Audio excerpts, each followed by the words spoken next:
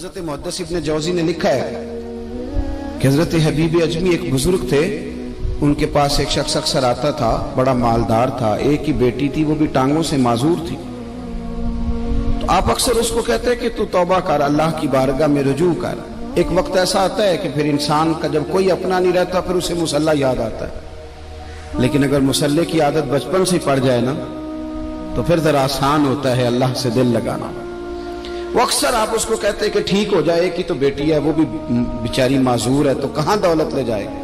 آج کرتا ہوں، ہم تاریخیں دیتے رہتے ہیں نا اللہ تعالیٰ کو معاذ اللہ کہ رمضان سے میں نے نیک ہو جانا ہے، عمرہ کر کے آؤں گا تو پھر میں پکا نمازی ہوں۔ خدا کے بندو، کس نے تجھے بتایا کہ رمضان تک تو زندہ رہے گا؟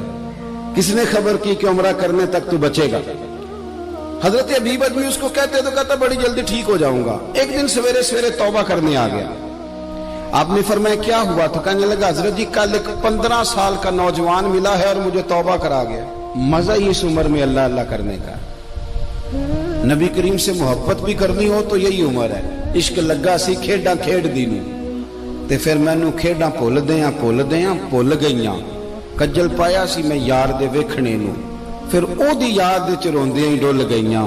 حیدر شاہ اس گلی کدے نہ رولدی پر ہن تے رولدی رول گئیاں۔ جن لوگوں نے ابو جال کو قتل کیا تھا ان کی عمر بھی 15 سال تھی۔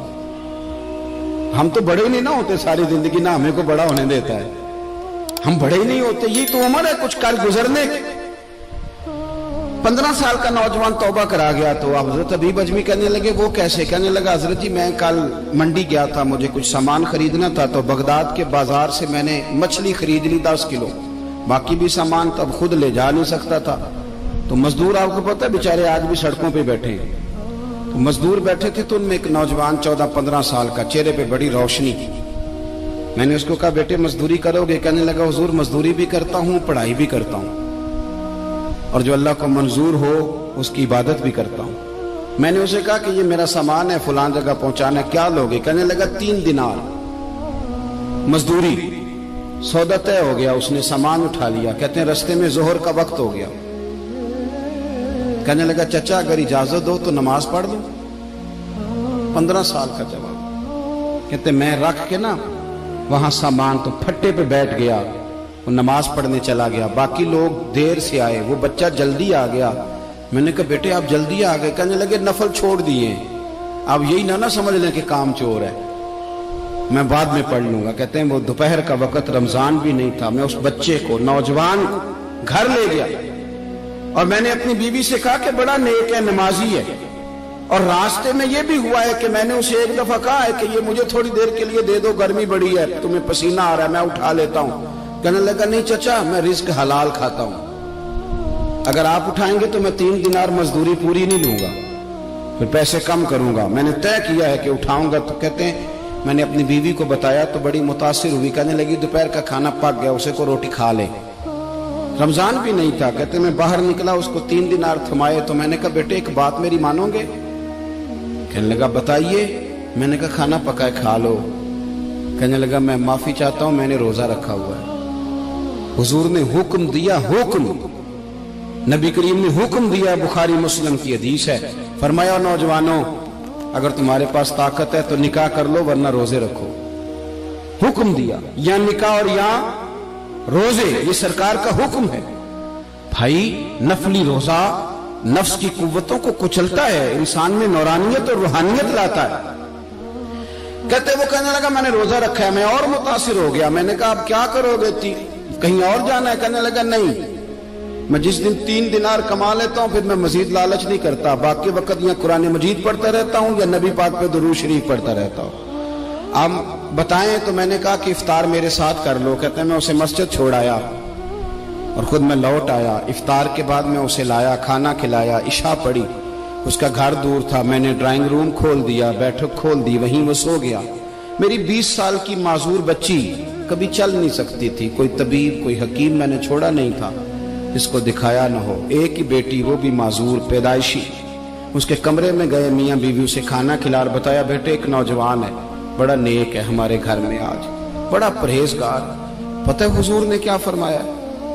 نبی کریم فرماتے ہیں جب نوجوان اٹھ کے تہجد پڑھتا ہے نا، نوجوان تو اللہ فرشتوں کے سامنے اس نوجوان پر فخر فرماتا ہے. اللہ فخر کرتا ہے کہ عمر دیکھو اور دیکھو یہ میری بارگاہ. اللہ فخر کرتا ہے, اللہ یعنی خدا خود میرے مجلس بود, اللہ فخر کرتا ہے. اب سوچیں, تو ہم نے اپنی بیٹی کو بتایا کہ نوجوان اور بڑا نیک ہے,